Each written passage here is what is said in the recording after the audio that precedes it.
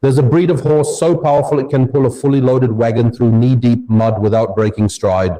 Modern farms spend thousands on machinery that breaks down, burns fuel, and compacts the soil beyond repair. But Amish farmers never had that problem because they never abandoned the one tool that worked perfectly for 500 years. By the end of this video, you'll understand exactly how they breed, train, and select the ultimate working horse, and why the rest of the world is only now catching up to what they've known all along. Before tractors, before combines, before any of the steel and diesel we take for granted today, there was the draft horse. These weren't the sleek race horses you see on TV. Draft horses were built differently, bred for one purpose, work. And they did it so well that entire civilizations were constructed on their backs. Here's a fact that stops most people cold. At the peak of American agriculture, the United States was home to over 26 million working horses and mules, a figure confirmed by the Draft Horse Journal, one of the most authoritative records on heavy horse history in North America. That number collapsed almost overnight once tractors arrived. Farmers convinced themselves that machines were progress. The Amish made a different calculation. While the rest of American agriculture was selling off its horses and converting barns into equipment sheds, Amish farming communities quietly kept breeding, kept working, and kept refining bloodlines that had taken generations to develop. Today, those same communities produce some of the most sought-after working horses on the continent. Buyers travel hundreds of miles for Amish-bred Belgians, Percherons, and Haflingers. So what exactly did the Amish preserve, and why does it matter now more than ever? Hit subscribe right now because it only gets deeper from here. Picture this. Two horses standing side by side. One is massive, 17 hands tall, chest like a barrel, muscles visible from 50 feet away. The other is leaner, quieter, unremarkable at first glance. Every inexperienced buyer picks the big one. Every Amish breeder picks the other. They call it reading the horse, and it has nothing to do with papers, registries, or bloodline certificates. Amish breeders evaluate a horse the way a master carpenter evaluates timber. They're not looking for what impresses, they're looking for what holds.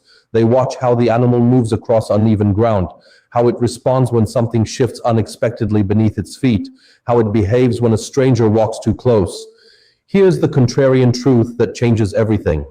The biggest horse is almost never the best horse.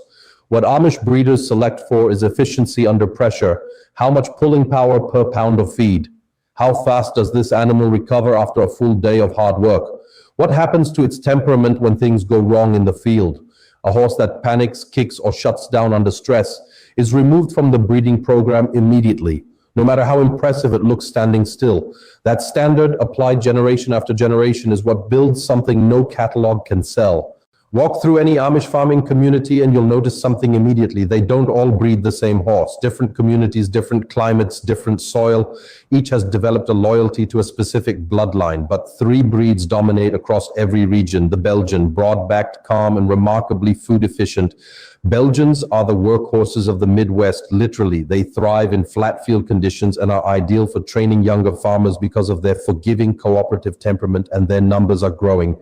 According to Lancaster Online, the number of Belgian breeders in Lancaster County, the heartland of Amish farming, has doubled or tripled in the past 2 decades alone. The Percheron, leaner and more athletic than a Belgian. Amish communities in hillier terrain favor this breed for its agility on slopes and its exceptional endurance across long work days. The Haflinger, smaller, but don't be deceived. Haflingers work market gardens and tight orchard rows where a full-size draft would cause damage. They eat less, live longer, and develop a loyalty to their handlers that experienced farmers describe as almost dog-like. Amish breeders don't rotate between these bloodlines casually. They commit to what works for their land, their climate, and their people. That consistency is half the secret. So how do Amish farmers actually decide which animals breed and which don't?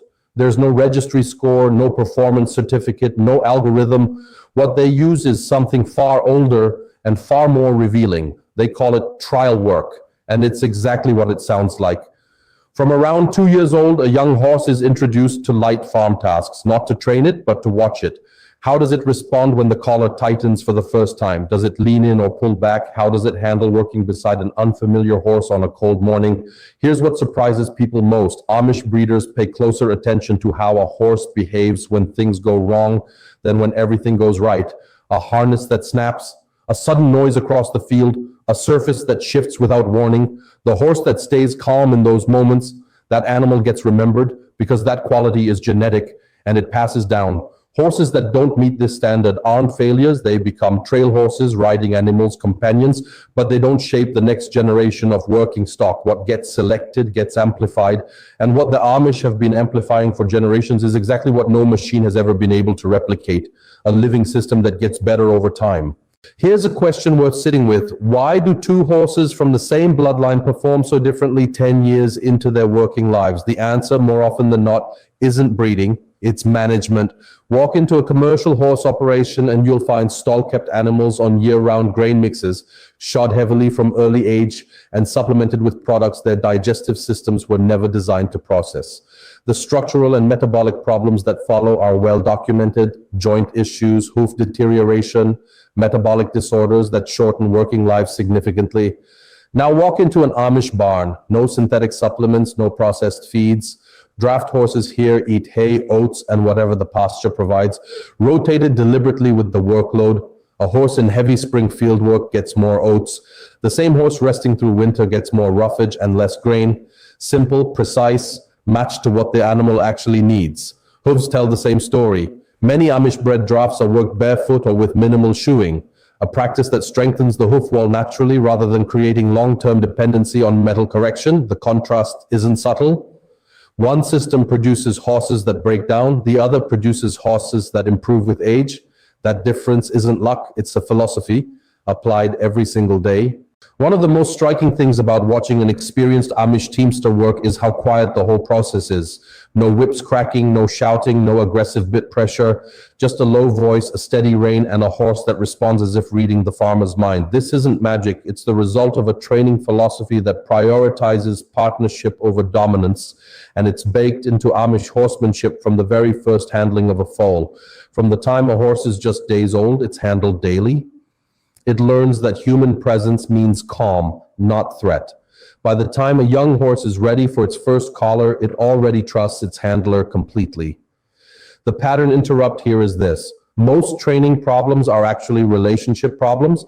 A horse that respects its handler doesn't need to be forced into compliance. It offers cooperation, and that willingness, built through months of patient, low-pressure handling, translates directly into performance in the field. Modern natural horsemanship movements have tried to capture and systematize this approach. Clinicians charge thousands of dollars to teach what Amish farmers pass on from father to son in the course of an ordinary workday. The knowledge was never lost. It just moved somewhere quieter. You might think this is all historical, a nice story about a community that kept old ways alive. But here's what's actually happening right now. Small-scale and regenerative farms across North America are actively bringing draft horses back into their operations, not as a novelty, as a practical economic decision. Diesel prices, equipment costs, and soil compaction issues have made tractor-dependent farming increasingly difficult for small operations. A single large tractor can cost more than a small farm is worth, and it doesn't reproduce. Draft horses do. A well-managed team of Amish-bred Belgians can work a 10-acre market garden without compacting the soil, which means better water retention, healthier root systems, and higher yields over time. The economics start to make sense very quickly. There's also the fuel equation. A draft horse runs on hay and oats. Prices for those inputs are stable, locally sourced, and not subject to global commodity shocks.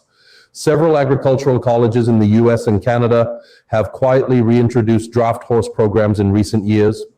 Research in agroecology suggests that horse-powered farming can match tractor productivity on plots under 50 acres with significantly lower input costs.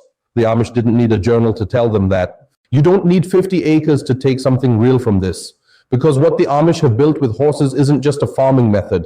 It's a decision-making philosophy, and it applies to almost every living system you manage, no matter the scale. The core principle is this: observation before intervention. The Amish don't rush to fix a horse, they watch it first.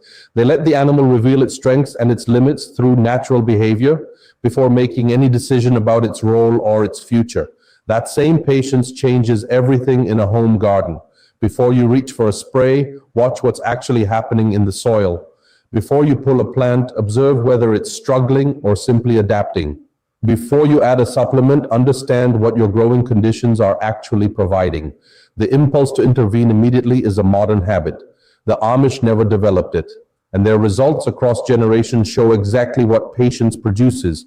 Whether you're managing a backyard vegetable plot, a small flock of chickens, a raised bed, or a quarter-acre homestead, the instinct to observe first is the single most transferable lesson from 2 centuries of Amish farming wisdom. Stop selecting for what looks impressive on paper. Start watching what actually performs in your conditions.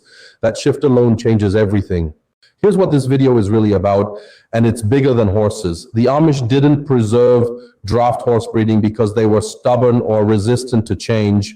They preserved it because they tested the alternative and found it wanting. While the rest of agriculture was chasing efficiency through mechanization, Amish communities kept asking a different question. What actually sustains a farm across generations?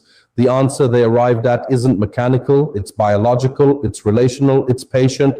A draft horse bred well, fed naturally, trained without force, and worked appropriately will serve a farm for 20 years. It will produce offspring that are better than itself. It will improve the soil it works rather than compacting it. No machine does all of that. The knowledge to do this sustainably, to work with natural systems rather than against them, has never disappeared. It's been quietly maintained by communities that never let convenience replace understanding. That's the thread running through everything on this channel. Old methods aren't old because they failed. They're old because something cheaper came along, and cheaper has a cost.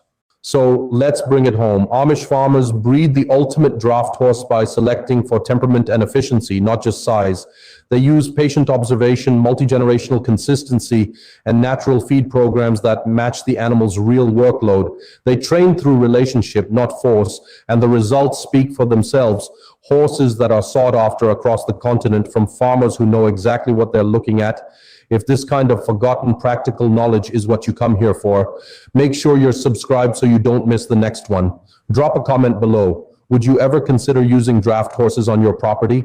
Even a small homestead setup? I'd genuinely love to know. Next time, we're looking at how traditional Amish kitchen gardens are laid out and the specific companion planting logic they've used for over a century to eliminate the need for any pest control at all. Stay curious, stay grounded. We'll see you there. See you.